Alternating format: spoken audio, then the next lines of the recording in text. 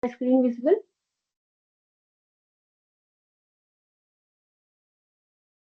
Okay. Yeah. So, uh, good morning, everyone. It's early morning today, and we're going to start with our course on Introduction to Parallel and Distributed Computing.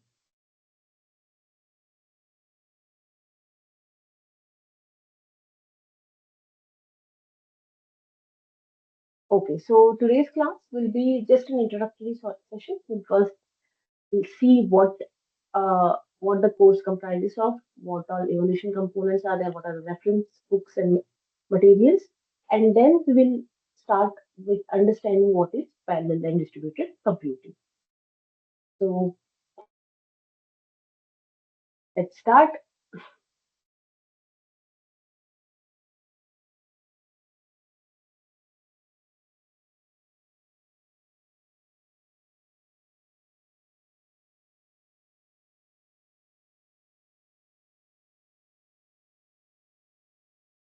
So this course has these following course objectives. You We want you to get motivated and understand why we need to learn about programming parallel and distributed systems. We'll also learn about low-level communication through secure circuit programming. We will also learn about high-level communication is OpenMPI programming. For both, we will develop the prototypes and during labs. We also want to emphasize the possibility of performance enhancement by converting these existing sequential programs to a multi-threaded parallel program. We want to explore the challenges that arise in the large-scale data storage processing systems. And along with OpenMPI and MPI, you will also be introduced CUDA, which is a programming model by NVIDIA, which will help you to understand how you can use GPUs for massive multi-core programming. You will also learn the queues and PubSub concepts, which are used in communication for the development of event-driven systems, distributed system prototypes. So these are the learning objectives. Learner will first understand what is the need for parallel and distributed system. How do you design or choose the appropriate programming model? Also, what are how it's available, what are its benefits and current and future challenges? The learner will be able to design and develop these programs using distributed memory models like MPI. You will also use and learn how you can employ shared memory parallelism through OpenMPI and Pthreads.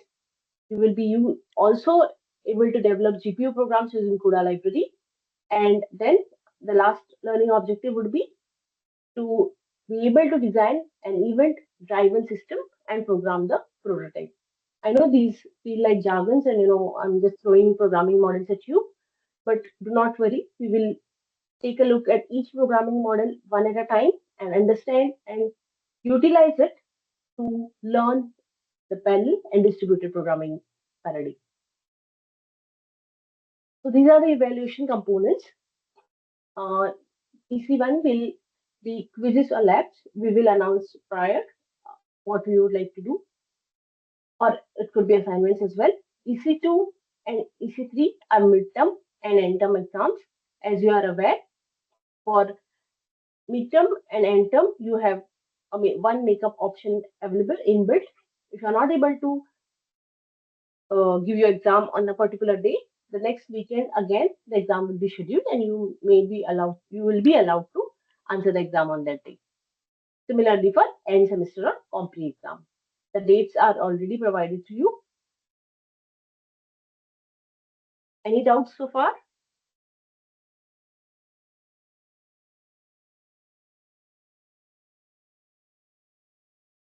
These are the textbooks, which most of them are available in PDF format if you Google them. They are also available in BITS library, but they are also available online, as well as you can purchase them on Amazon if you want, or any other. Yeah. These are the reference books.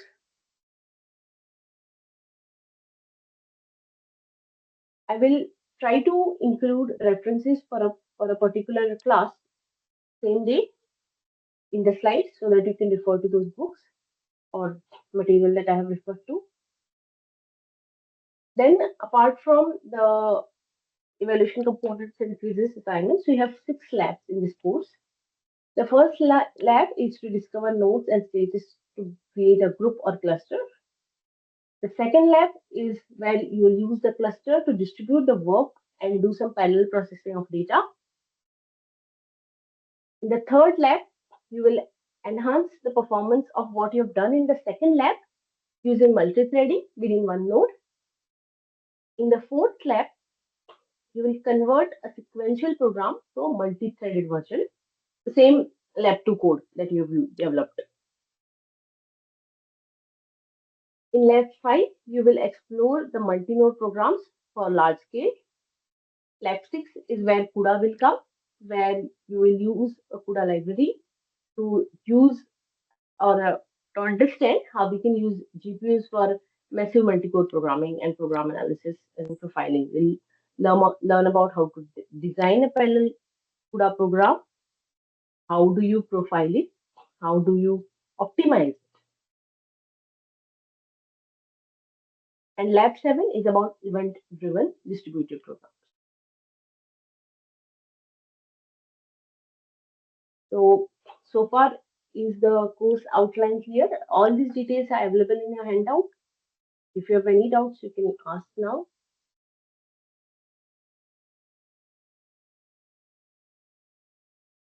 Yes.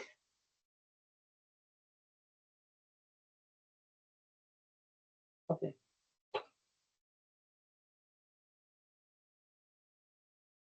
Okay.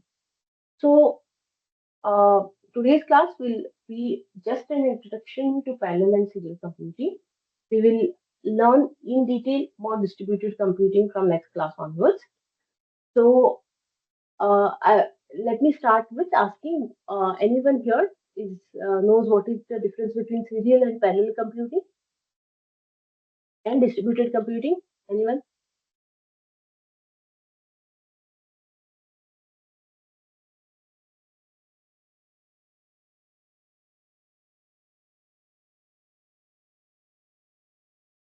Yes, Amit Kumar.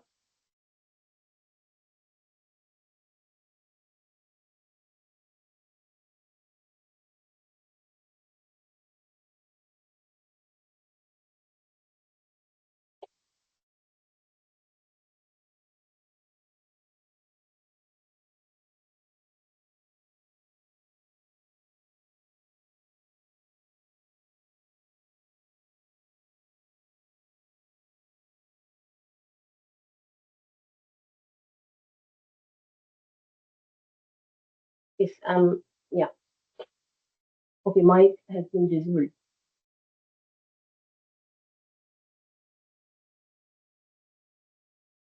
Okay, so you can put your answers in the chat now. So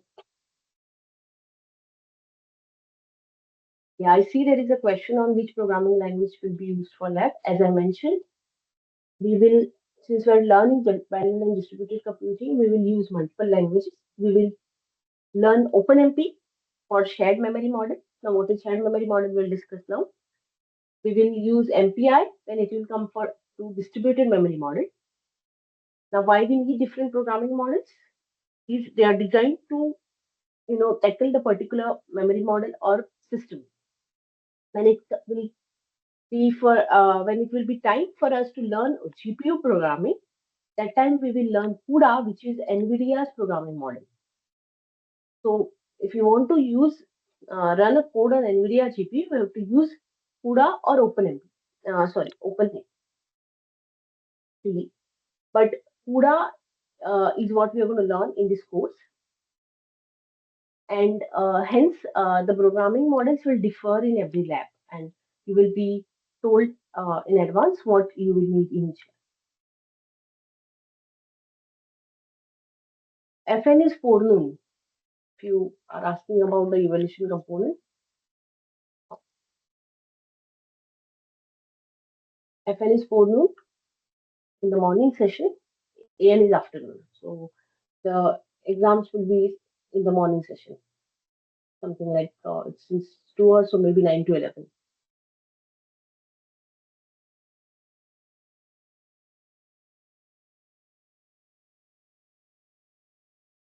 Okay, let me check if I can enable the mic. Um,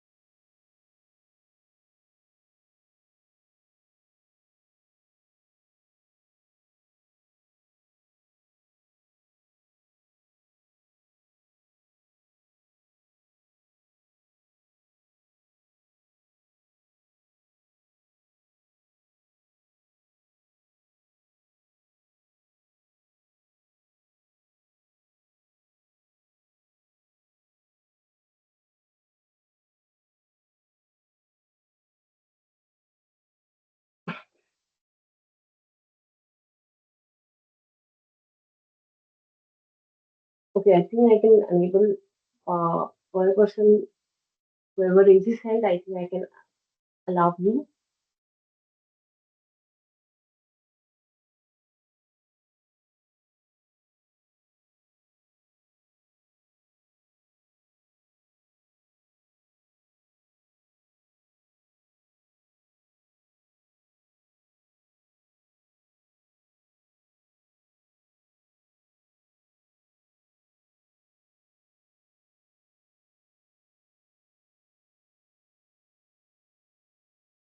So yeah, Tanya, I think can you? Am I audible, ma'am? Yes, yes, yes. Yeah. Yes. So, good So yeah. morning, ma'am. In distributed computing, it's generally, autonomous computers seems to be appear as a single system, and whereas in parallel computing, multiple processors are there that performs multiple tasks assigned to them simultaneously. Okay. Yes, you are yeah, you're pretty close. So in distributed systems, we have multiple systems which work together to perform a single task. Whereas in parallel systems, again, you you may distribute your task into multiple systems, or you may distribute your data in multiple systems. Okay, or there could be one system which is doing tasks parallelly. You may not have multiple systems in parallel. Yes.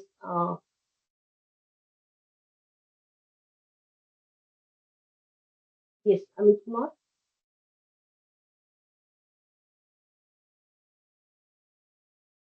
is your mic on?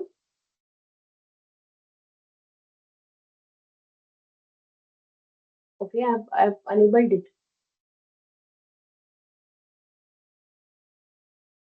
Even Ravi Kumar Atte, I've enabled your mic as well. Yes, thank you, ma'am. So for sequentially, whereas the instructions are uh, processed by CPU in an order, Yeah. but in parallel programming, whereas instructions are processed by multiple CPUs, whereas CPUs can share the memory. Similarly, in distributed, the processing units may be scattered into different locations over the network, whereas uh, instruction may share or may not share the memory locations to process and exchange the data. Yeah. Yes, yes. Very good. Yeah. So yes, you've covered most of the differences between the three.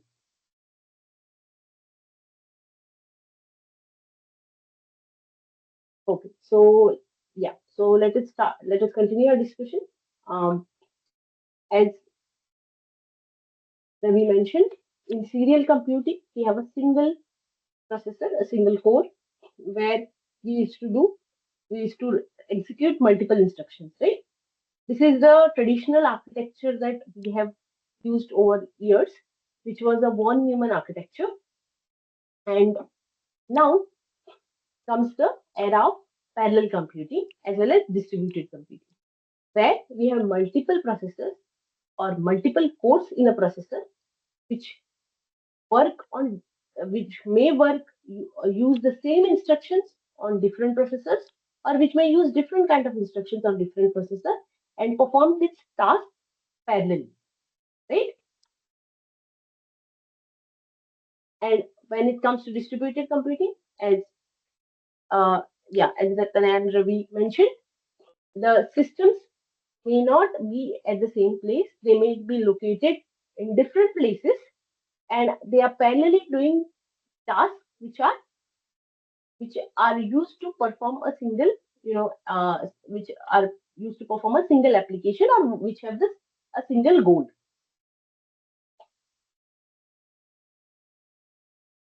So, anyone, why do we need parallel programming? Why do you think we need parallel programming?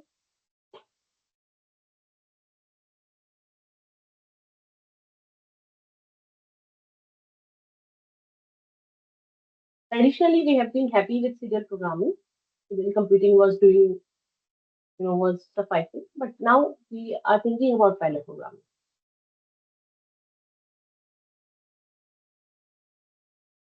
There are multiple real of problems which cannot be processed serially. If and even tried to do serially, they may take longer time. So that's why there is a requirement that we have to enhance the performance. So those that is where the parallel programming required. So Yes, yes, I completely agree. But why do you think serial processing? What was the bottleneck? Why we moved from serial programming to computing parallel programming? Yes, the bottleneck is obviously the resource, the time taken for the resource. But there is another reason. Anyone? Yes, memory is one bottleneck, which is always a bottleneck when it comes to computing. The hard, the hardware constraints.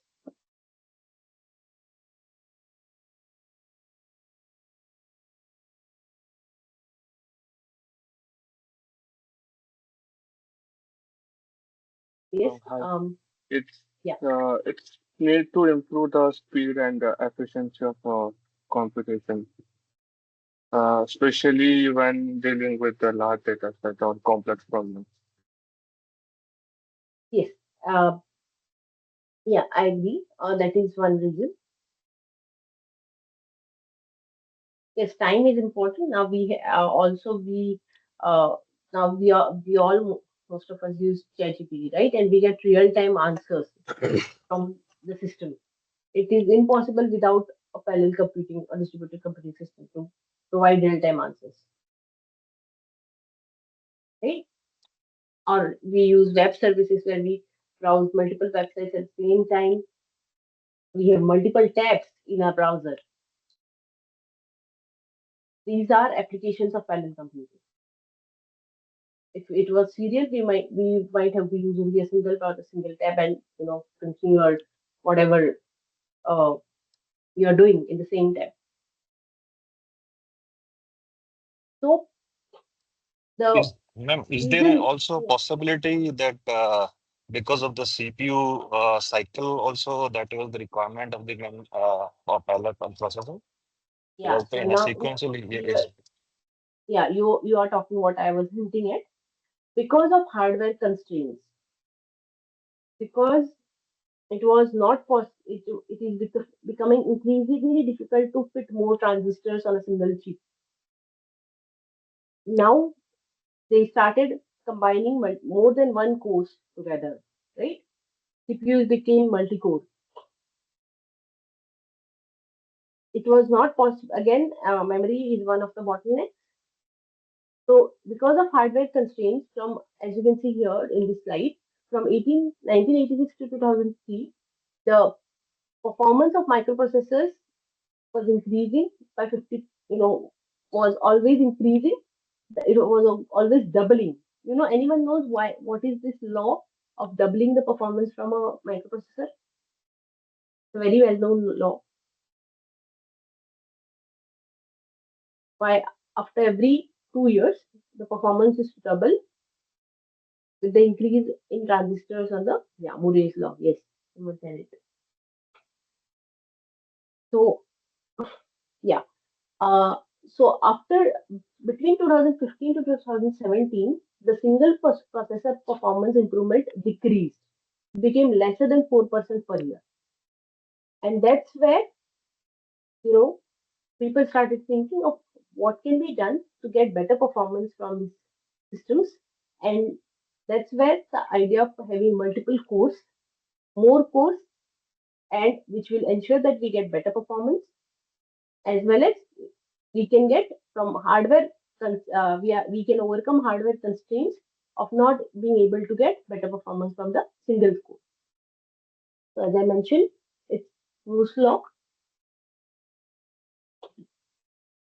So these are other this pointers. But single processor systems are not fast enough anymore. Microprocessor manufacturers cannot continue to develop faster single processor systems.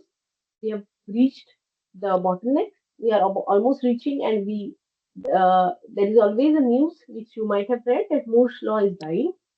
It is no longer possible to add more transistors and more get better performance from the system. It is becoming difficult, and Moore's law is almost about to die.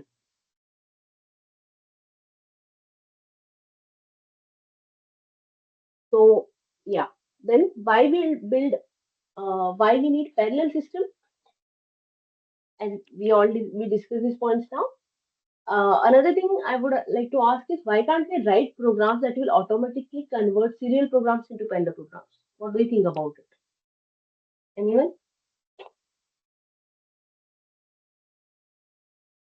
Yeah, Nitesh, do you want to say something? Nitesh Kumar Shah.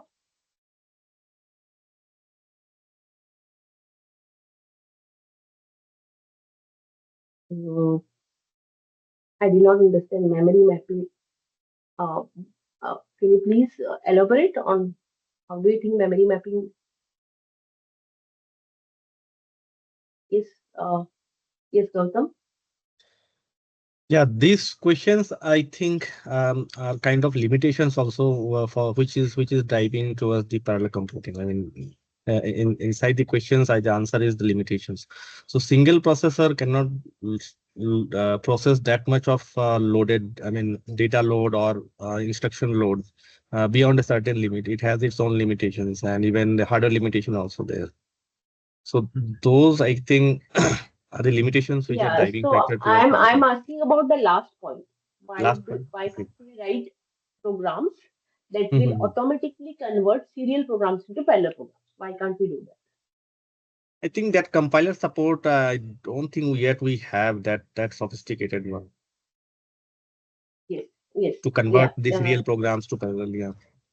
yeah. There are multiple challenges when designing this compiler support. It's not that people are not trying. People are trying. There has been attempts. There are some tools, but it is still quite. It's not an easy task to convert a serial program into a parallel program because Yeah, because I yeah, think the coordination is very, very important in these parallel yes, programming. yes, Yeah. yes, I agree. Your point is this. When you think about parallel programming, when you think about working with multiple threads or multiple codes during the task and having a common memory which or a shared memory between these threads or tasks, synchronization between these threads is very critical. This it can lead to multiple issues if the work that is being distributed among these threads is not synchronized. So also the another aspect could be is sorry that uh, if you are, which is the fastest any fastest sorting algorithm, let's say you can think of, it could be quick sort or merge sort, right? You cannot use the same fastest sorting algorithm and say that this will also work better when you do parallel programming. If you try to implement the same sort using parallel computing, you have to rethink about the algorithms as well. What kind of algorithms you will use to do the same task when doing them parallelly. The fastest serial algorithm may not always be the fastest parallel algorithm. You might have to use some other algorithm, like there is a Pythonic sort, which is not the fastest serial algorithm, but it performs really well when it is used as a parallel algorithm or parallel sorting algorithm. So even those things you have to rethink and redesign your code, and hence it is one of the considered one of the difficult tasks to convert or to write a parallel program based on a serial program, and it really needs an expertise in understanding how things work when it comes to parallel computing. You also need good understanding of the hardware that you are going to use for doing the parallel computing. Let's say when you are writing a code for a CPU, multi-core CPU, you think you have to consider the constraint of the CPU. Whereas at the same time, if you're trying to write, say, a CUDA program for a GPU, the GPU architecture also must be considered. How the GPU architecture is divided into different streaming multiprocessors. How each streaming multiprocessor has a number of cores. So how you have to divide your code into different blocks and threads, which will then be, assigned to each streaming multiprocessor. All these things have to be considered. The hardware has to be considered, and with this knowledge, you can then design or convert a serial program to a parallel program.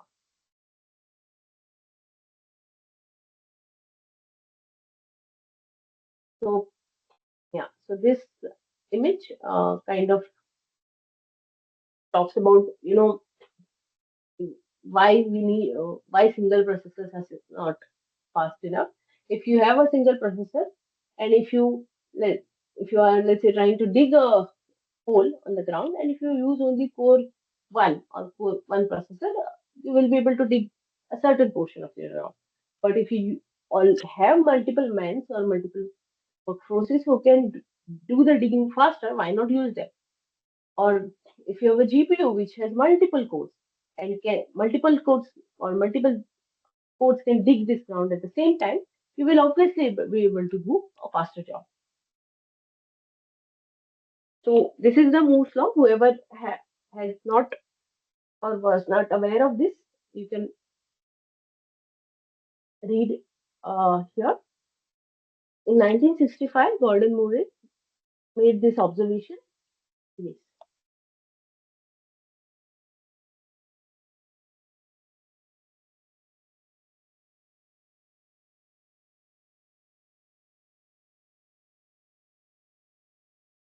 Yeah. Okay, someone joined. So Gordon Moore made this observation that the complexity for minimum component cost has increased at the rate of roughly a factor of 2 per year, and certainly over the short term, this rate can be expected to continue, if not increase. So over the longer term, the rate of increase is a bit more uncertain, although there is no reason to believe it will not remain nearly constant for at least 10 years. That means by 1975, the number of components per integrated circuit for minimum cost will be 65,000.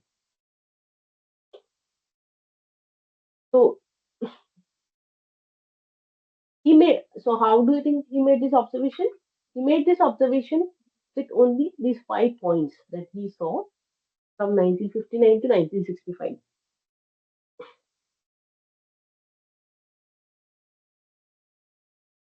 With a single graph, he concluded that every 2 years, the we will have the number of transistors in the IC will double about every 2 years, and this leads to these systems, as you can see, from 4004. In all these are Intel systems from 4004 still Pentium 4 processors. The Murray's law ensured that the number of transistors increased and the processing power also increased on the system.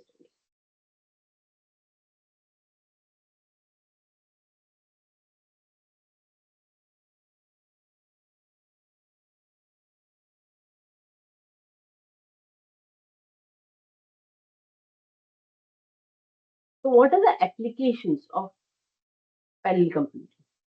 Where it is used? Anyone wants to talk about any of the applications?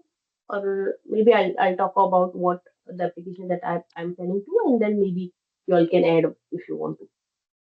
So, the first one being the climate modeling. As you know, climate modeling involves simulating the Earth's atmosphere. There are oceans and land systems which are, and we model them over time.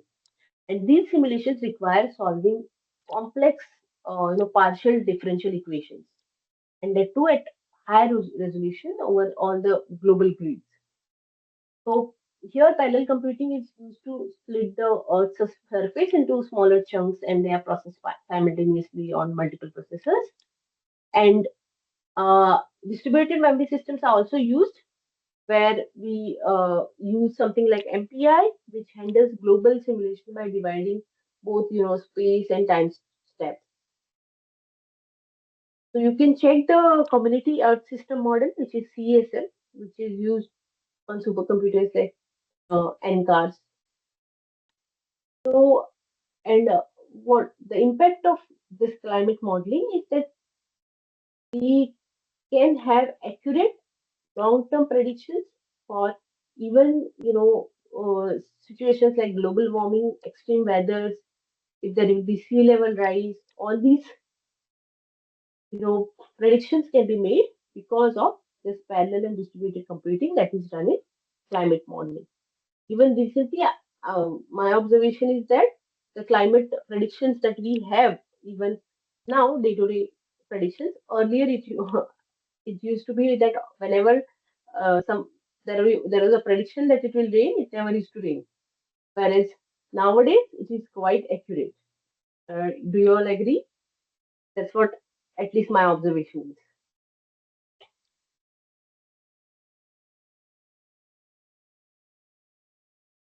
Yeah, thank you. So apart from climate modeling, there is a problem of protein folding, which is to determine the 3D shape of an amino acid sequence. Now, this is very vital for understanding the biological function, and it involves uh, we we have like enormous search spaces, and there are simulations for understanding the atomic interactions. And the parallel computing is used specially to accelerate the molecular dynamic simulations, and this helps to simulate longer time scales or create bigger molecules. So helps this application helps and to understand diseases which were not being analyzed or which were not it was not possible to analyze, like Alzheimer's, sorry, then cancers, and also protein folding can be used for drug design. So other than protein folding, there is anyways drug discovery. I am pretty sure you all are aware that we could get COVID vaccine so sooner only because of all the simulations that were happening across the world in different data centers during those 1.5 years, and because of all the experiments which were done and simulations which were done in data centers, we could get the COVID vaccine sooner. If not, it would have. There were predictions that it takes a decade and so on, but only because of the data centers, the parallel processing, the distributed processing, which was available to the scientists, they could do the discovery of COVID vaccine sooner. So hence, in COVID vaccine, um, with drug discovery, we can speed up the identification of the potential drug candidates, which can be used to, for a particular disease using parallel and distributed programming simulations. Then there is the energy research. Energy research includes simulations of nuclear reactors. Then there is fusion plasmas, wind farms, smart grids. This requires basically solving physics-based models and which are very, very compute intensive. Uh, I don't know, some of you might know, some of you might not know, but physics-based models need a lot of high performance computing or parallel and distributed computing. They have many problems which need the simulation, and many of us, even I, collaborate with physics people to solve these problems where they need parallel programming. Now, one particular problem that I'm working currently is we are trying to find eigenvalues for a matrix which is 1 million cross 1 million elements. It's a very huge matrix. Storing this matrix takes about 8 TB and then finding the eigenvalues.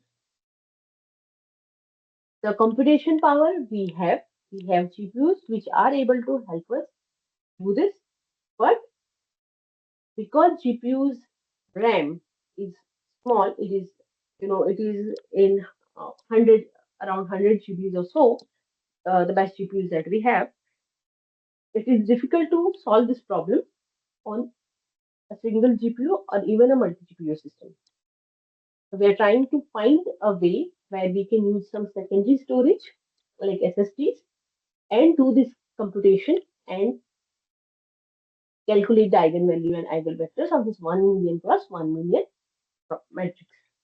And this we are trying to do because we're trying to solve some problems in quantum computing. So, so coming back to energy research, why we do energy research is because we want to find advances in renewable energy efficiency and we need safer, cleaner energy systems for the future. And that's why a lot of work is going on in energy research. And that's where HPCs are used to optimize let's say, the nuclear reactor design, simulate the combustion, or even understanding what is the battery chemistry and wind farm energy and so on.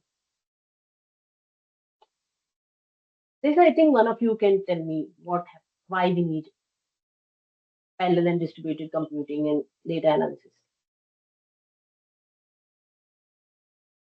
Anyone?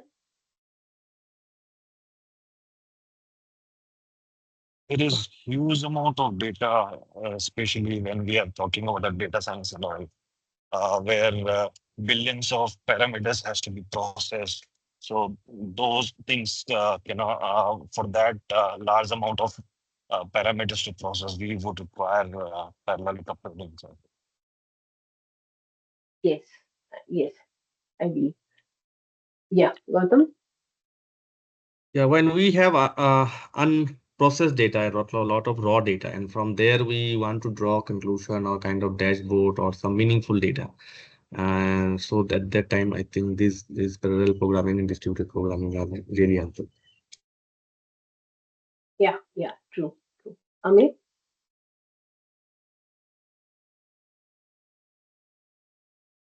are you? Yes, yeah, Amit Marja, you want to say something?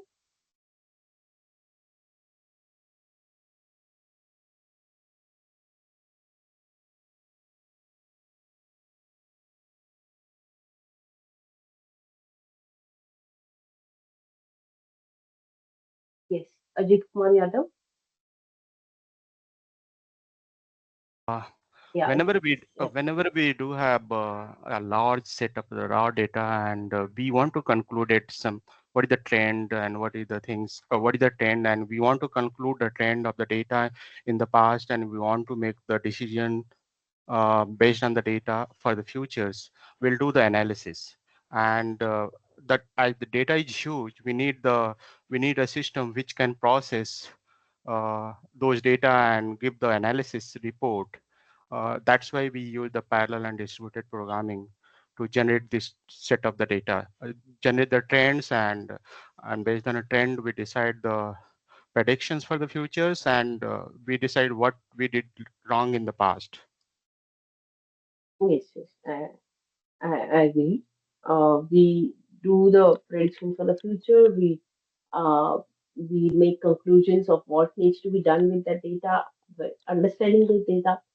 So yes, the base or the most important point why we need data analysis is there is explosive growth in data, be it social media, be it IoT, be it genomics. We have lots of data, and this lots of data, understanding these lots of data to make sense of this lots of data, we need scalable analytics. We need parallel and distributed systems which will enable parallel data ingestion. It will We can use distributed storage and also simultaneously do the processing.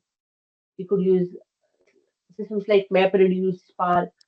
So, and if you want to make some real-time insights from this data, we also need the stream processing frameworks. Yes. And yeah, so how this is impacting us or how this is impacting currently is we have faster decisions in businesses, science, as well as we are doing really great in terms of healthcare, right? Yes. So yeah, so that's how the data analysis using parallel and distributed programming is really helping us. So now it comes to systems. Let's talk about systems. So we have different types of systems: concurrent, parallel, and distributed. Anyone wants to tell us what these systems are about? Are they same? Are they different? How if they are different? How are they different?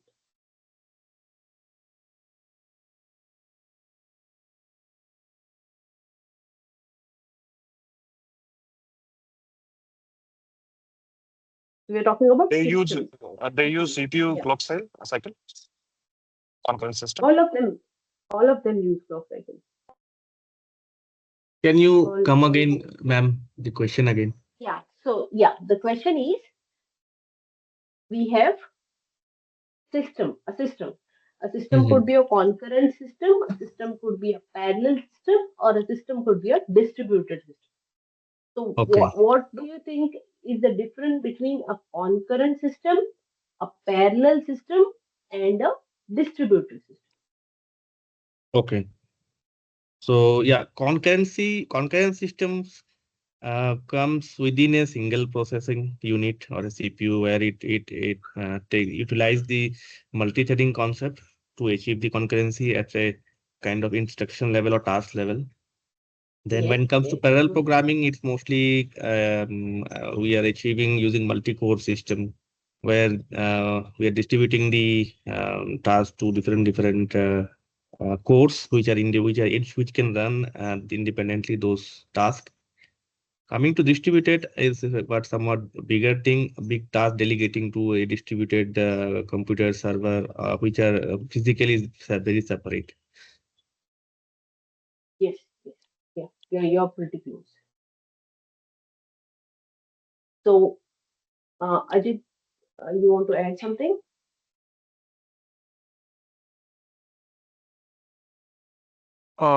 No, no.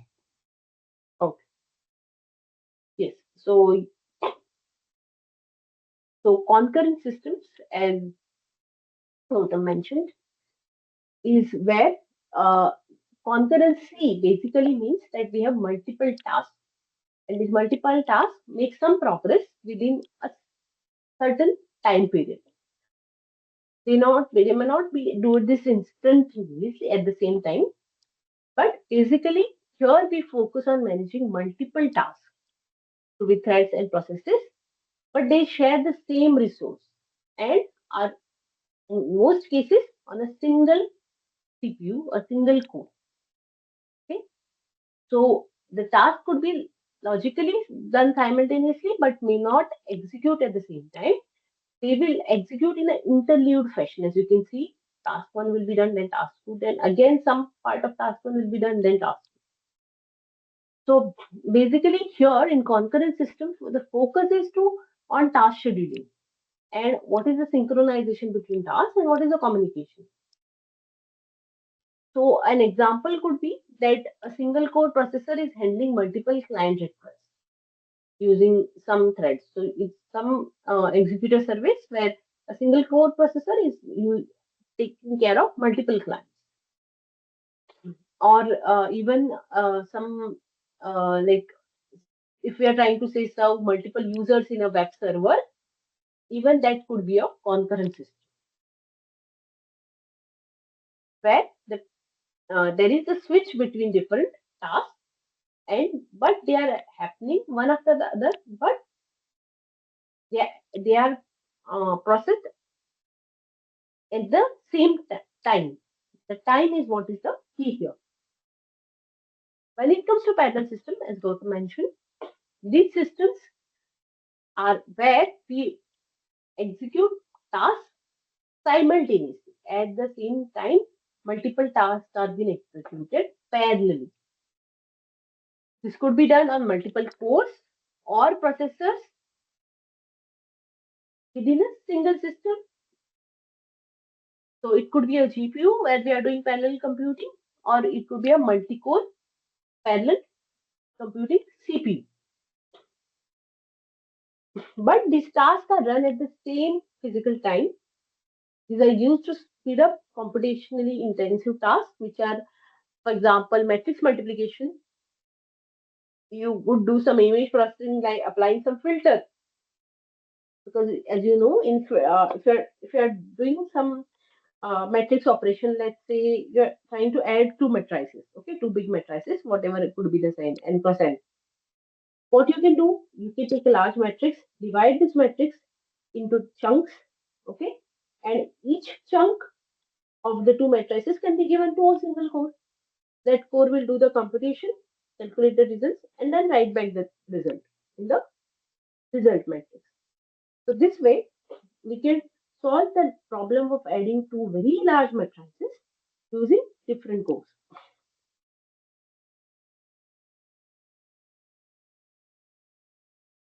So the requirement for parallel systems is we need load balancing and memory management as well.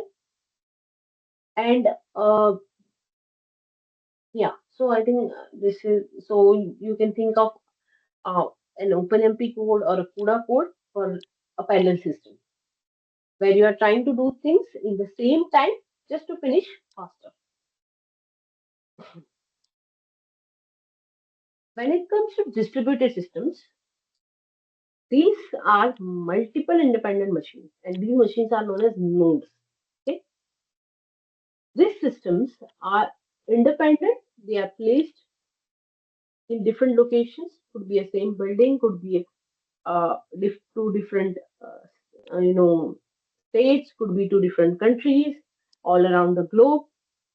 These systems are independent multiple machines which are working together over a network to accomplish a single common goal. So, how do they communicate? As I mentioned, in parallel systems, we can use OpenMP and or CUDA to do a parallel algorithm, a parallel computation on a parallel system.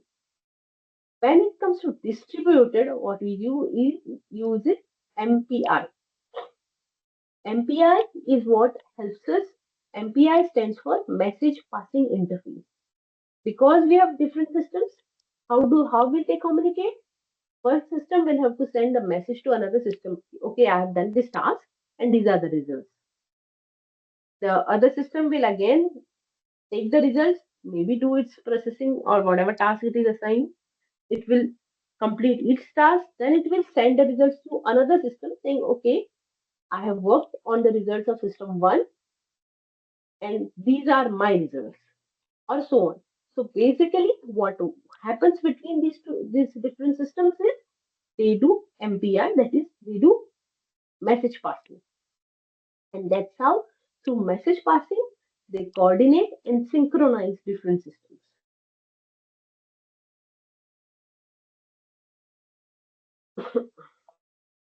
So, an example for a distributed system can be, as you can see, a cluster cloud or even the Google search backend, where there are many servers which are handling search queries.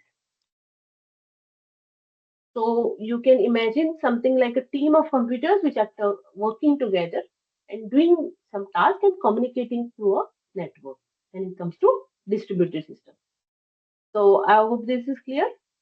I hope parallel, concurrent, and distributed are clear. Any doubts here?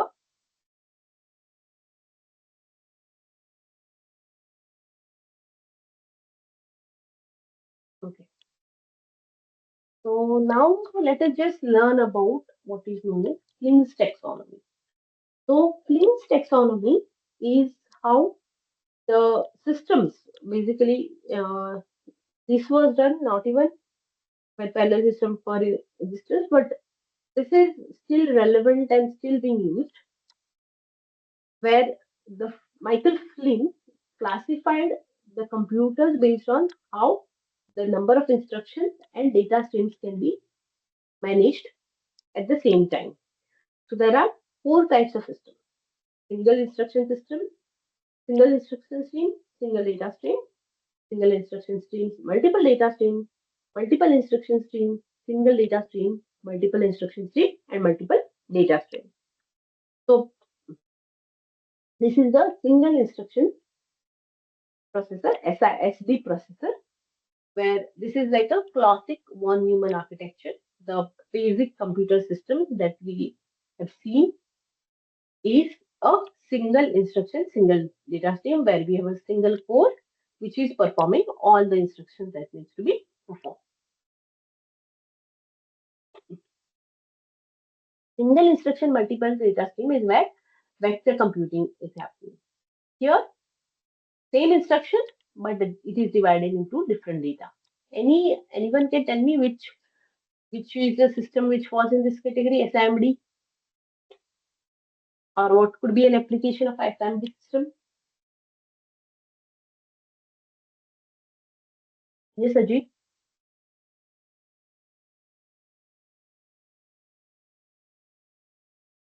What is the SIM? What is the system that you think about when you think about the SIMD system?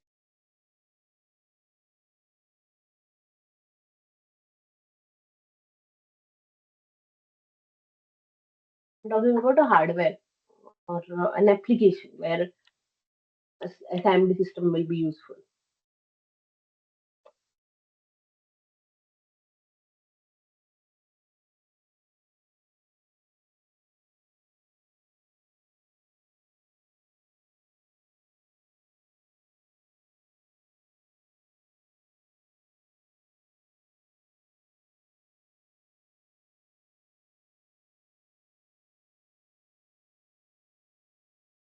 Okay. So yeah, these are applications of SIMD system. Uh, Web server may not be. It depends. As as mentioned, instruction will remain the same. Only the data should be changed. We just So talked about much. for Yeah. example, we are finding some mathematical result, okay, and it's the same instruction set, but we are doing it on multiple data set. Say I'm sorting 10 different arrays, but sort algorithm is same, quick sort only. So that algorithm can run on multiple processing unit, and each processing unit can receive different arrays so that multiple arrays can be sorted parallel, utilizing the Yeah. same algorithm. Yes. So it could be a the example I just talked about, matrix addition, right? It is a multiple instruction, single instruction, multiple data, because we divide the matrix into chunks of data, the chunks of matrix. Let's say we have a 16 cross 16 matrix and we divide it into 2 cross 2, and then each 2 cross 2 is given to a single code. Here, the Mm, mm. instruction remains the same, addition. The data is different for different codes, right?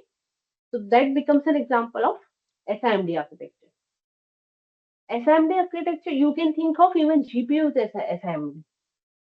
GPUs are called SIMT, especially NVIDIA calls it SIMT because it has single instruction and multiple threads. But basically, it is doing the same thing.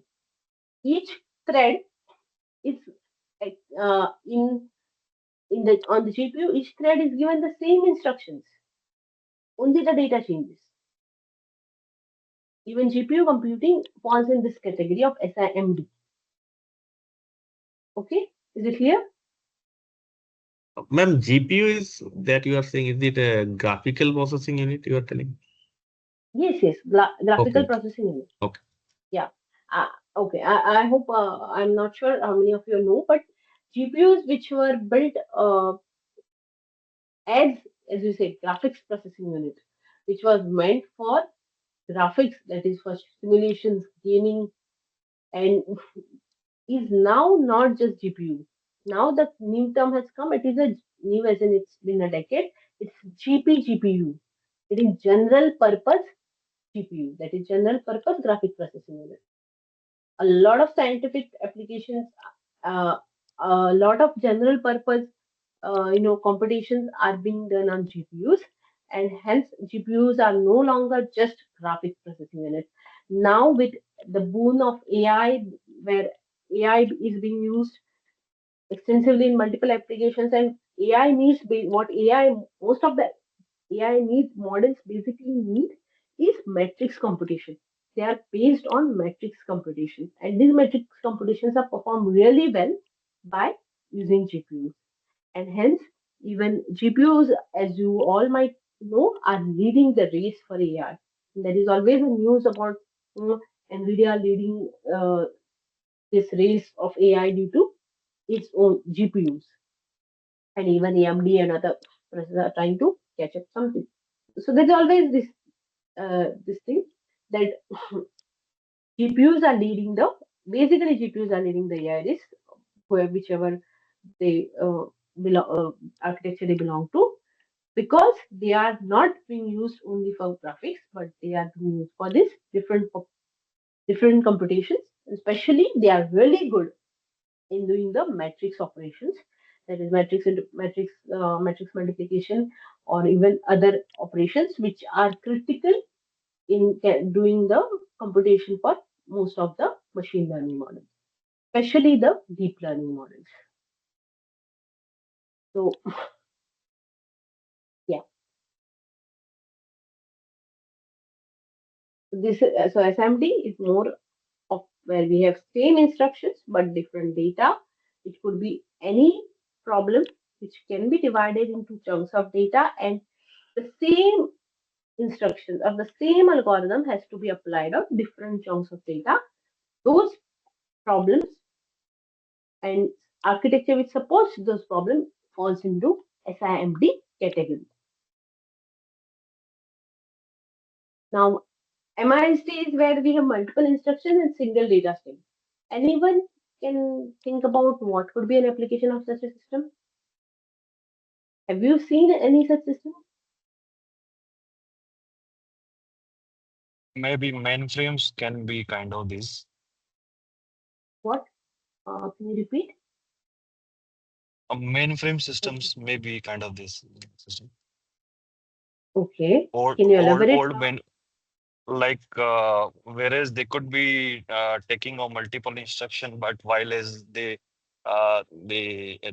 instruction sharing the same data processing at all.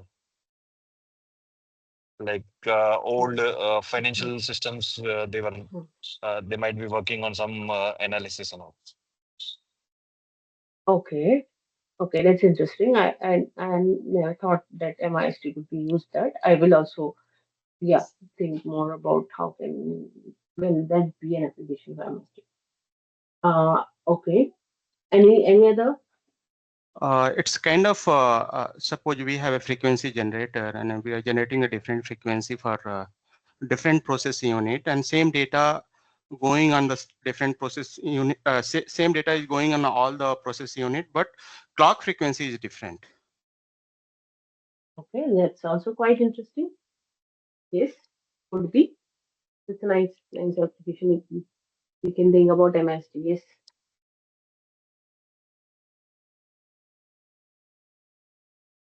So any other?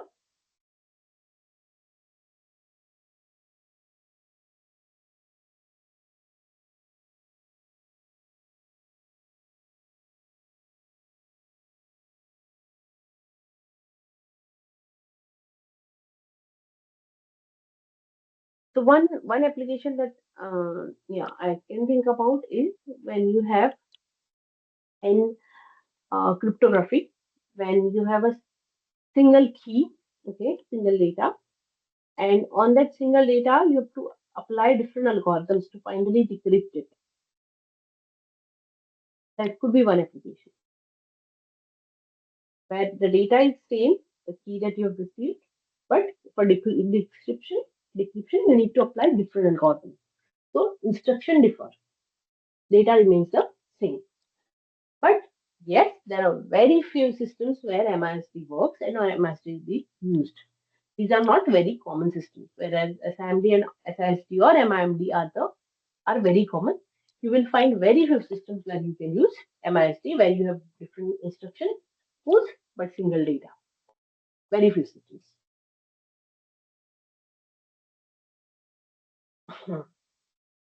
Now we come to the last type of system, which is MISD, which is the most advanced computers, where we have multiple cores, each capable of executing different instructions on different data streams independent. And even where this will work,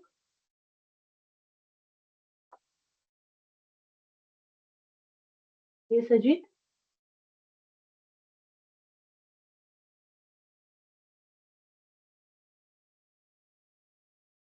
And we can take a real-time example of online shopping website backend, like Amazon, Flipkart.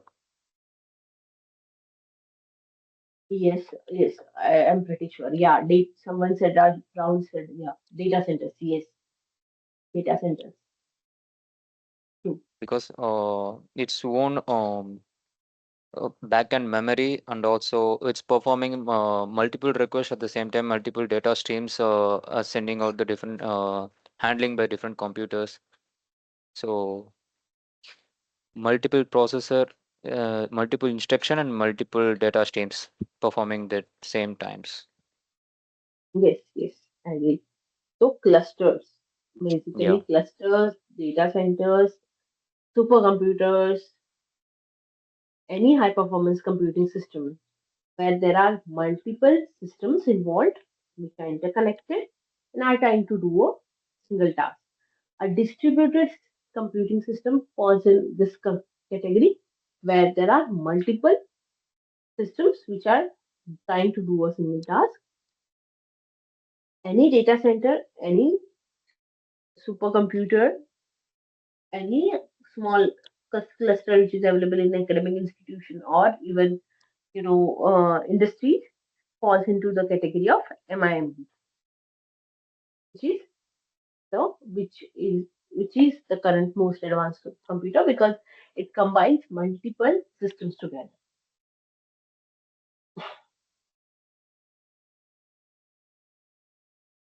So now we have seen the classification of systems from instruction and data stream perspective.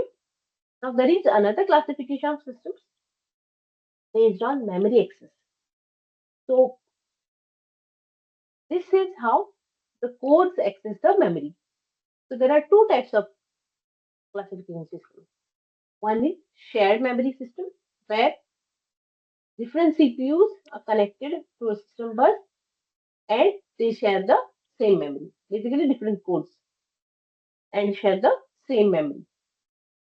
The other system is distributed memory system, where each core has its own private memory, or each system has its own private memory, and they communicate or coordinate by across a network. There are also hybrid systems which combine both shared memory nodes with distributed systems. So these are common in clusters where individual nodes are multi-core shared memory systems which are connected via a network. So eh, from this classification perspective, that is shared memory systems, distributed memory systems, or a hybrid memory system, what do you think? Or let's just talk about first shared and distributed memory. So what do you think is the advantage or disadvantage of having shared memory system versus a distributed memory system? Anyone?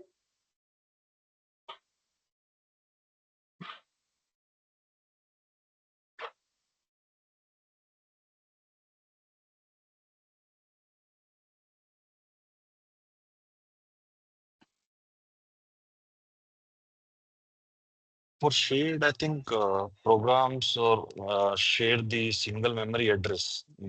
So that is the being advantage, but this being a disadvantage is like the data has to traverse from one CPU to another CPU.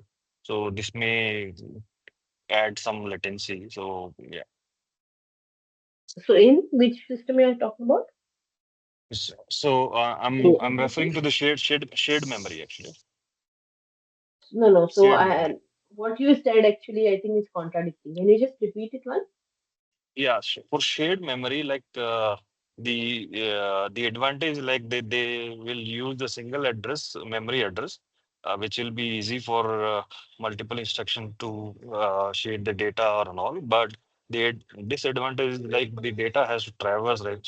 So it may add a little bit latency. There is no travel only in a shared memory system. There is no Traveled. data is not traveling. It's not traveling. I mean, if the CPUs the memory is shared, so with the multiple between the multiple CPUs, so okay, might be sorry, I might have misunderstood. Sorry. Yeah, yeah, yeah, yeah, yeah, yeah. It's Yes. okay. It's okay. Yes. Good attempt. Yeah. Yeah. Someone else was saying something. Gautam Yes, or yes, Amit? Yeah. yes. Okay. So basically, good morning. This share Yeah. memory, when we say it should be a very fast, and when we need a very fast computing, we have to go with the shared memory concept. But in distributed memory, as we know, this should go with the network layer. So latency will be increase, I guess. I mean, slower kind of thing, distributed memory. Uh, Mhm, in concept of thread as well, in shared mhm. memory we don't need much thread because all are under a same tree, but in distributed memory it should go with the MPI required, which you explained earlier, right? uh, so this is the Hmm. advantage and disadvantage. So both have their own advantage and disadvantage. Yes. Yeah. One. You have covered one point. Anyone else? Any other point? Yeah, Yeah. ma'am, I Yeah. have one question. Yeah, someone Yeah. can. Okay. Okay. Yeah. So, Shared memory. What I feel like in the shared memory, the performance is not as good as memory distributed memory, because distributed memory is a part of the CPU itself, and turnaround time in the distributed memory system should be fast because there is no communication. They are processing the data at very high speed because it's not Mhm. need any bus systems or communication system to go to the No, memory. but And I think you're contradicting what Gautam said, and I would differ. In in a shared memory system, there is no communication overhead because the whatever updates are happening, they are happening to this common shared memory. So they are immediately available to the other processors or other cores. In distributed system, every system has to inform the other system that this is the change in memory, or this is what is the difference. Whatever needs to be communicated. This communication overhead is very significant. So, in terms of performance, shared memory systems are faster because there is no communication overhead. But System with through system bus, you are just updating the shared memory. But processing time Whatever is update, faster in the distributed because the memory is very close to the CPU. you may say that, but there also distributed system, the core is communicating with its memory through the system bus only.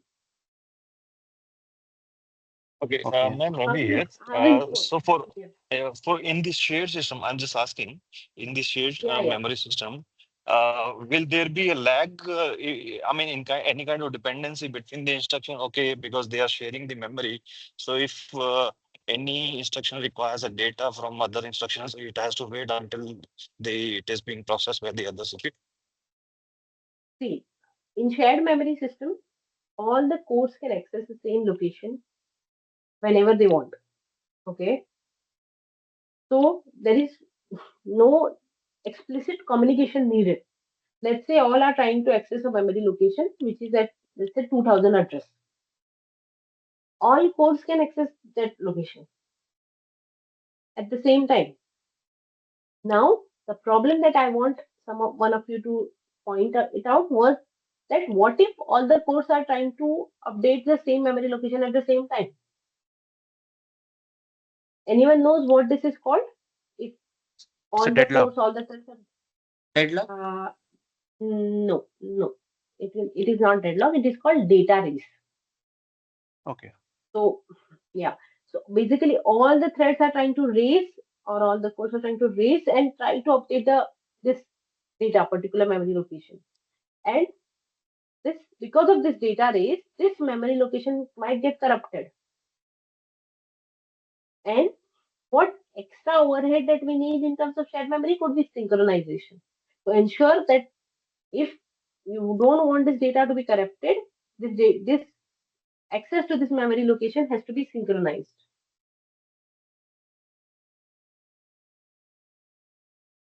Is it clear? But I I think have image, one. because of the image, there is, yeah, let me just clarify this. Or you can ask, yeah. So this image, I think, because you see the system bus, you are a bit confused that this is some longer communication. That's not the case. These red lines here in distributed computing is also system bus only. Means basically there has to be a bus which will communicate from one system to, from the core to the memory. There will be a bus, right? There will be a interconnect. Basically, it could be a bus or any other type of interconnect. There will be an interconnect which will take the data from your core to your memory. In both cases, there is an interconnect. Yes. Someone had a doubt? Yeah, ma'am, Gautam here. So, ma'am, in case of shared memory, is it necessary that there needs to be within a one system? I mean, can we have a kind of remote shared memory? I mean, if we have a messaging queue, right, No. where multiple computers will be writing or sharing data from to and from. So, will it be also a kind of shared memory concept, or No, it no. As needs to long be? as, as long as there is, as long as the interconnect comes into the picture, it does not remain shared. When if a network comes into picture, it is not shared. It becomes Okay. distributed. Okay, but that memory, even then, it's a kind of a. I mean, everybody is writing and reading from that queue, so then also it will not be considered as a shared, right? No. Okay. If there is a network through which the data is passed, it becomes a distributed system. Okay, If got So, it. ma'am, if So the if RDMA will so the fall bot under the RDMA will fall under the distributed one, or how's it? can you please Hello. RDMA as in Uh, RDMA will fall in which category? Distributed system or a shared memory? Distributed memory or shared memory one? can you please tell me the full form of RDMA? I did not get the context. Remote dynamic memory allocation. Remote dynamic So memory okay, allocation. Yeah. then there is a remote, right? It is communicated through network. So RDMA will fall into distributed. Okay. Ma'am, So yeah, just so one I'll just question here. yes, yes, So when we are using our own system, that system may fall in shared memory system because we yes, have yes, 8 core and 16 GB, something like that. And yes, when we yes. use cloud virtual machine, is it in a same Hmm. shared memory system or distributed? So if you are using cloud and whatever computation are done on the cloud using the memory on the cloud, then it becomes shared. Okay, but if you are using your system and cloud together to perform some operation, some application, then it becomes distributed. Network is coming in picture in that case. But Yes, that yes. network is to connect that machine, not from code If to CPU, okay, code to memory, then right? then it is shared. Then it is shared. Yeah, okay. Thank you. Okay. So the pros of shared memory system is you get fast communication between the threads and processors, and it is easier to share the data structures that you need. Okay, let's say there is array which multiple cores are going to work on. It is easier to share this array in a shared memory system.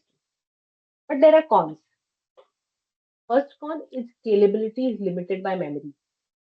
You do not have infinite memory when it comes to, or whatever. You cannot have a large memory space when it comes to shared memory system. One system will not be able to have a large memory, right? You will need multiple systems with which you can combine this large set of memory. The second pro con is shared memory, as I mentioned, is prone to data races if they are not managed carefully. So to carefully manage what could be the if there could be some data races that might happen. When it comes to distributed system, the pro is that it is highly scalable. You can scale it, you can increase the amount of memory that is available to your system just by adding more and more system with that memory. Again, there is no contention for shared memory. Shared memory is directly available to its core. The cons, there are still some cons, although distributed seems to be like the go-to thing. One of the very important cons is that the programming is more complex. If MPI comes into picture, you have to do manual data exchange. Whatever data needs to be exchanged has to be through message passing. Whereas in shared memory, you share the data structure, the data is available to you to all the cores at the same time. Whereas distributed, you have to do this manually and hence the programming becomes more complex. Because of this message passing, there is higher communication overhead and this leads to network latency, which some of you were mentioning. Here is where network latency comes into picture in distributed memory systems. And hybrid is where we combine both shared memory systems and the distributed memory across nodes. In this architecture, each node will have a multi-core shared memory machine and multiple nodes are connected via some network. So here we combine the OpenMP for the intra-node computation and use MPI for the inter-node communication for this programming. So the example could be in hybrid systems could be the HPC clusters that we have or supercomputers where we combine CPUs and GPUs in nodes and they communicate in this cluster.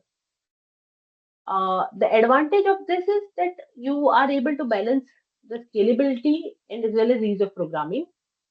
You're also able to efficiently use this multi-core architectures with this cluster scalability.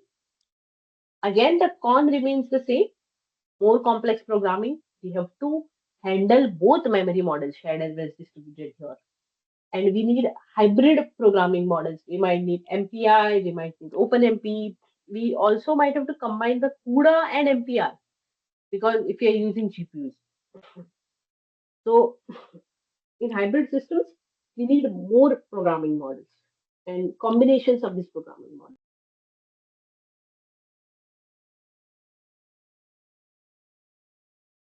So we'll just talk about two more concepts and we'll stop today.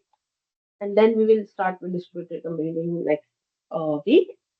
So as I mentioned, when it comes to distributed systems, we have nodes or systems. Now these nodes, they have one or more than one processor, and one processor is so more than one processor is part of the CPU, as you can see here in this image. There are multiple cores and there is a RAM for one particular node, and these nodes are connected to each other and do the distributed computing, and may be connected to a single disk storage, which could be a, it will have its own RAM, which is own memory, as well as a disk storage, which will be a secondary storage, secondary memory, which could be used. So this kind of a distributed system we can have. And here each node will have one or more processors, each having multiple cores.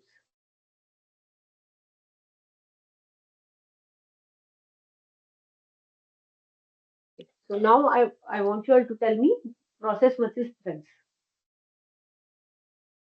What is a process? What is a thread? What is a single threaded process? What is a multi-threaded process?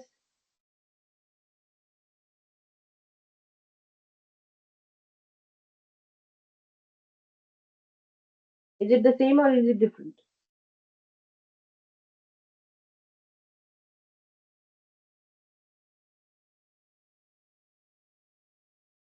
It's a different, ma'am. Single threaded means like if we have a core of with single threads, we can say it's one core. If one single core with multi threads, like two threads, then we can say it's work like two cores, single CPU with two cores. I Yes. think a process can be divided into multiple threads. So thread belongs to a portion of a program, which can be processed independently, and combinedly of all thread, there can be a single parent process. So or we can say it in a different way, like a process can have a child process which can be a thread, multiple threads which process of some portion of the instruction. But the instruction combining all together, they will be all in instruction. Okay. Okay. So, okay, to start with, a process is an independent program in execution, right? A process is a program which is in execution. Now, as you said, the program process can be divided into multiple threads, right? Now, what is a thread?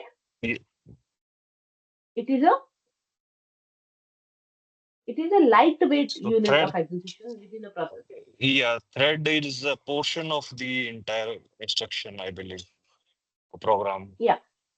So it is one lightweight unit of execution, one execution unit which is lightweight,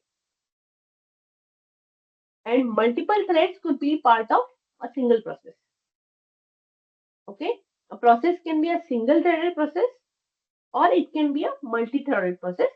So thread is a lighter version because it is supposed to do a single task, whereas a process may have multiple tasks which are divided into different threads. Okay, now in terms of memory, a process has its own memory space, that is its stack and heap. But when it comes to threads, the threads share the memory with other threads which are part of the same process. Okay, different processes do not share the memory, but different threads which are part of the same process share its memory. Anyone can tell me about what is the overhead for creation of a process and thread? Anyone?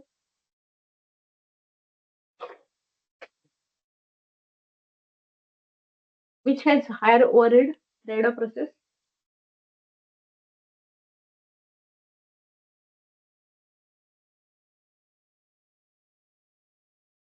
Okay, so the process has high creation overhead because it requires OS to allocate the memory and start the process.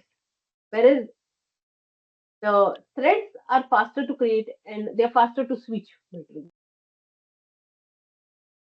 The communication, when it comes to communication between different processes, the inter-process communication needs is needed, whereas different threads which are part of the same process can communicate through shared memory.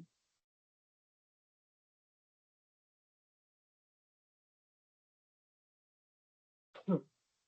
So when it comes to what do you think if there is a crash of a single thread, will a process get affected or if a thread crashes, what will be the effect? If a thread crashes or is not able to continue and crashes, what will be the effect? Process should stop because thread is a part of that process. Yeah, if it is a single threaded, then the process will stop. If it is In multi-thread, multi-threaded, the only that impact of thread will be there, but overall yes, result may be wrong, but yeah, overall result may process be will not wrong. We crash. don't know, and we do not know why the thread crashed also. So possibly we do not know, depending on the what is the situation, what is the context. The result might be wrong or right, but the process may continue with other threads. Whereas if it is single thread process, the process will crash. So, any can you think about any applications of process or thread?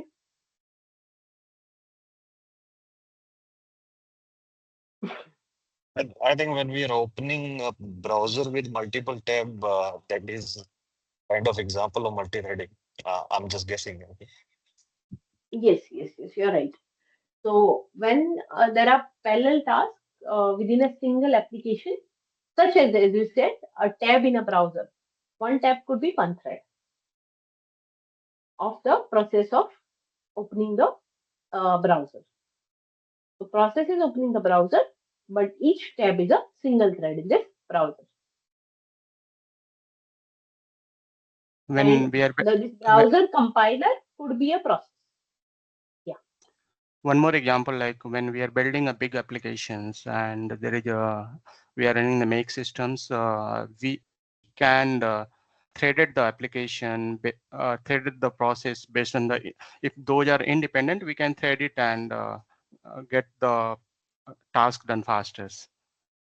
Multi-threaded build systems. Yeah, yeah, yeah. Yes, we can. Yeah, that's true.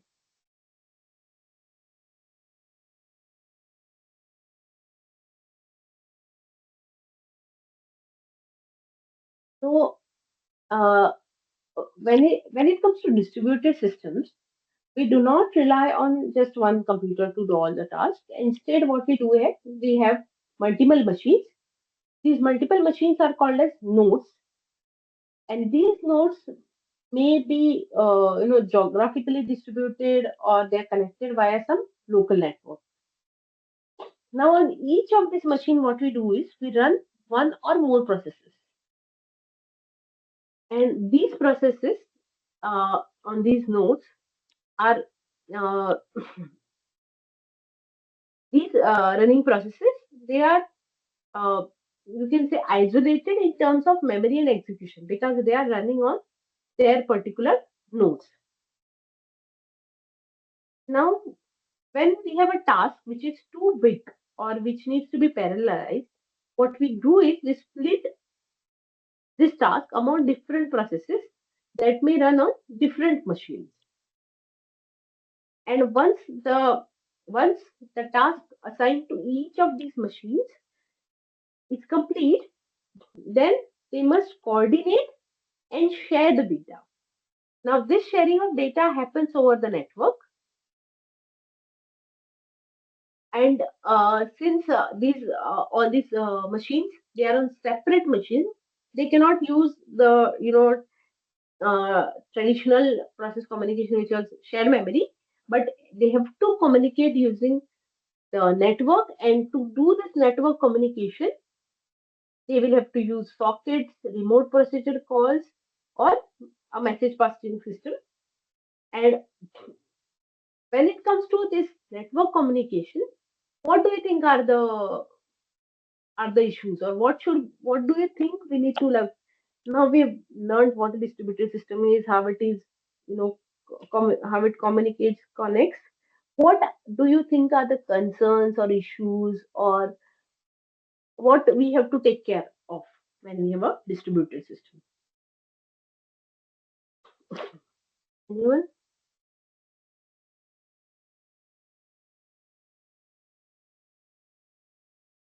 What are the issues that we have to take care of, or think, or manage when we have a distributed system?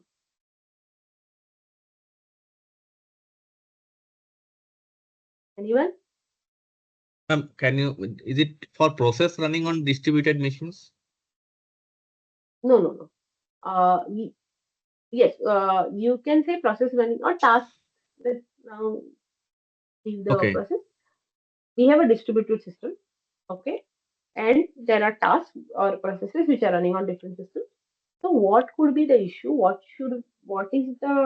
What we need to take care of? What could be the possible issues when we have a distributed system?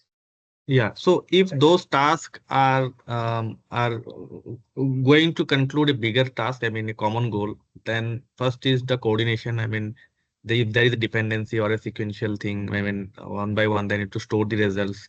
So then some global memory write read operations need to manage, and the kind of coordination is the main, I believe. Kind of a command and control should be there who will coordinate among all the results coming out of all the different processing happening on different separate machines. So that's the big challenge, I believe, which we need to maintain in these kind of scenarios. In addition to that, I think what I feel scheduling is a big challenge and network management. Yes, What yes. I what think I tasks? the Network is already laid down, right? I mean, network. but yes, we have to consider the latency of this network, the time that will be needed, or time that will be needed to distribute the work, to get the work done, and then collect all the results. The latency will come into picture. I think, ma'am, for this distributed system, there are a lot of good thing. That's why we have multiple orchestration tool, which is helping to run this distributed system properly. When like Kubernetes, like where master nodes are managing all the different slave node to communicate and inter coordination amongst all. So whatever problem we Yes, have in distributed computing, that can be solved with the orchestration configuration. yes, I agree, and there is a reason why all these tools are available, because they need to take care of a few things. And yes, we are going for distributed computing is being used extensively because the biggest advantage is scalability. Scalability in terms of memory, in terms of processing that we get through distributed system is unmatched, and that's the reason we go for distributed computing. At the same time, there are issues which are such as latency. There is another issue that can occur is, what if a system fails? Failure of a system is also an issue. One of the system it fails, how do we take care of it? The third could be also security concerns. Multiple machines are being utilized, and what if one machine gets, you know, corrupted? So that also adds a security concern. So there are all these concerns, but distributed system also allows us to get scalability, because we can add more and more machines which can help us to add and handle multiple processors, increase the amount of memory that we have, and eventually we are able to tackle very large scale problems because we have these distributed systems. Okay, so we will now, from the next class onwards, learn about each of these systems, no, each of these issues in detail. We will also learn about how distributed systems are created, how they communicate, how how we tackle the issues that there exist for the distributed systems. And after that, we will also learn about our other programming paradigms like CUDA and OpenMP, which are CUDA is for SIMD, that is single instruction multiple data, which is a parallel computing paradigm, whereas the MPI is for distributed computing. OpenMP we will learn, and pthreads, OpenMP and pthreads both we will learn for shared memory system. Okay, so next week onwards we will now dig deeper into this subject and learn more about how the parallel and distributed systems work and how we can make most use of these systems. Any doubts, or we can stop here today?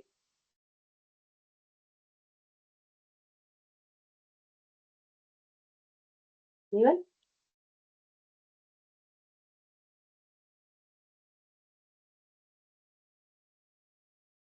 Yes, the session is recorded.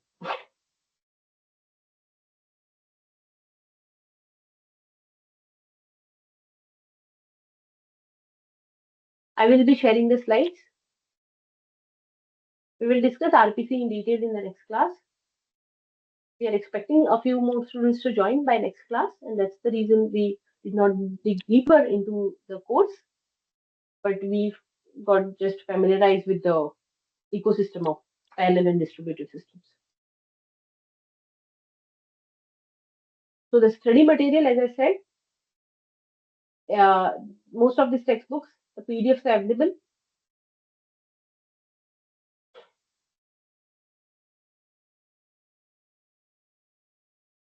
I think I cannot upload the reference books, the copies that I have directly. I'll check with the build team if that's allowed, but otherwise, if you Google, they are available.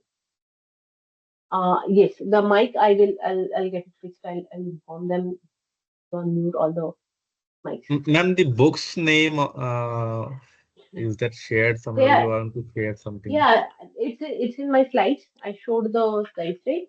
I'll Okay, upload the maybe. slides right away on Okay, the, yeah, yeah. on the And learning system that is there. And soft soft soft copy copies of will books, get. if you Google, they are available. Most of them Okay. are available. Mhm. Okay. I will also check with Wiki. I'm not sure if I'm allowed to upload soft copies myself. It will be copyright issue, I think. I'll have to check E-library, with they the will be Wiki. present, right? These books in the Library, e-library. they are there. Library. Yes, e-library also they should be present. If they are not, just inform the Wiki. Okay.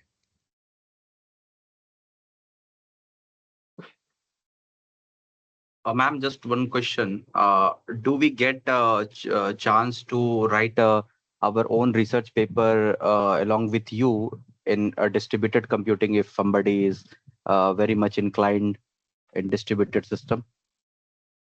Uh, yes, we can talk about it. If anyone is interested, has a nice research idea, we can talk in a separate Google Meet kind of a setup, and then we can take it forward. Not an issue. Sure, ma'am. Thank you That's very all. much. Thank you very much.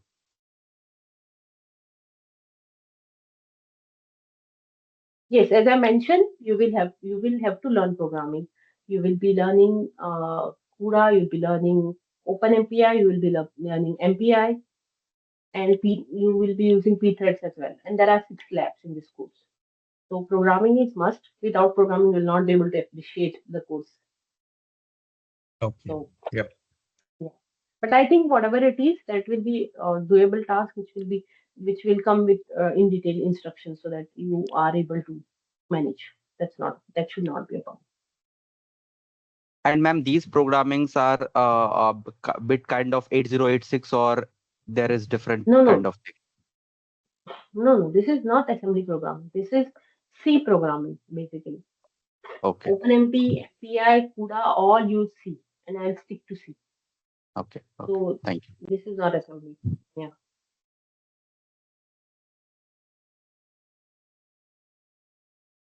So I think today's recorded session will be available as soon as it's as soon as I stop it I think appears in the Teams calendar that you have.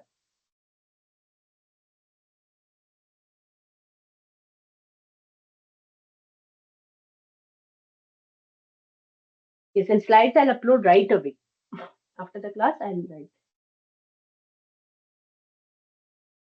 I think you better use soft copies. Do not buy the textbooks.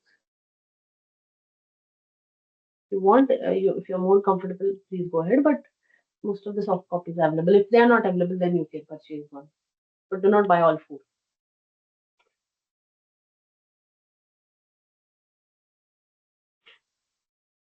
So as I mentioned, programming language basic is you should know C very well. Apart from that, you'll be using C in MPI, OpenMP as well as CUDA.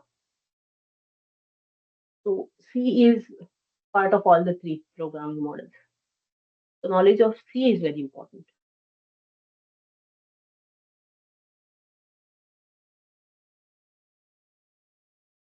Um, in terms of coding, I would say we will try to help and ensure that you have enough instructions to do whatever task you are assigned. Sorry, you cannot use Python because the programs that we do need OpenMP, put OpenMP, MPI, and CUDA all need C programming. There are no Python, you know, uh, you can do things with Python. I'm not saying you cannot, but uh, to do these low level, optimizations and modifications, you need the knowledge of C. Yes, I agree. Someone has put that you cannot. If you want to gain the most from these multi-core and GPU hardware, Python is not going to be enough. You have to learn from the low level, that is C program. Yes, as I mentioned, I'll try to do that.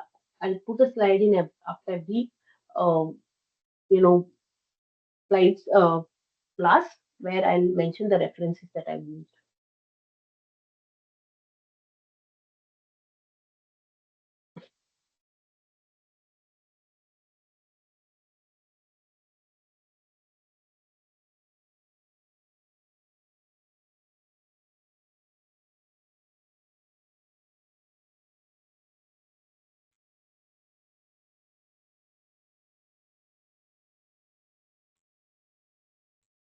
Okay, I think no more doubts. So I'll stop the recording and yeah, handout has most of the details about the evaluative components, the reference books, what each module will have, what is so everything is available in the handout. If there is anything that is not available, I'll try to mention it in my slides or post it on the learning website. Ma'am, if someone want to buy one of the book, hard copy, which one you suggest? Um, the Peter S. Pacheco's Introduction to Panda Programming.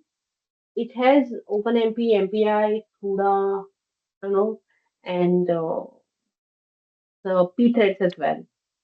But it is available as PDF on this. I don't know what is the cost of if you want to purchase it online on Amazon. I think it's slightly must be costlier, but it's easily available if you just Google, you get it.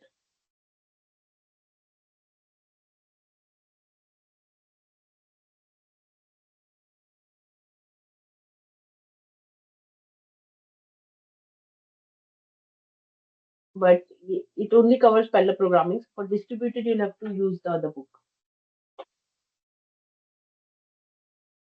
which is a reference book.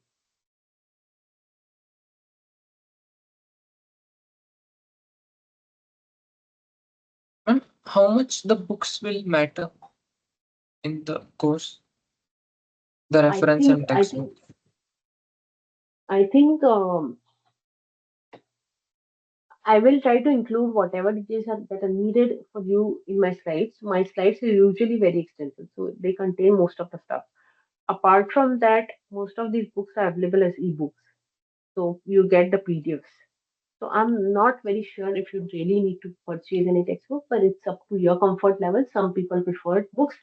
I am also one, but for this course, I'm not very keen on you purchasing a single book. I don't think that will work for this course because we are covering Okay. so many different models, and programming models in there.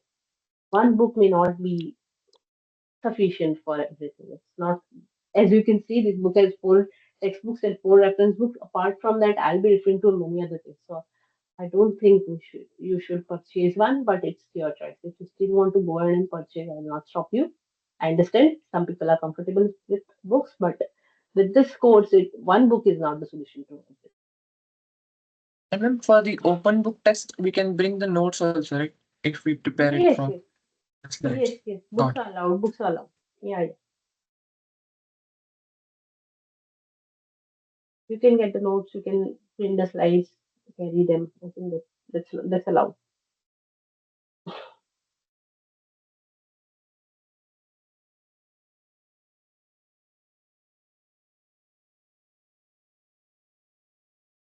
I'll see if I can upload the slides a day before.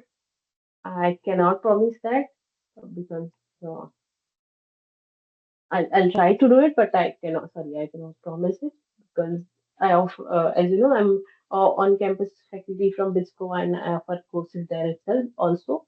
So sometimes I need to work on the course a day prior as well. So the slides, if even if I upload, may not be the final day ever. But I'll see if I can. I'll try to do that.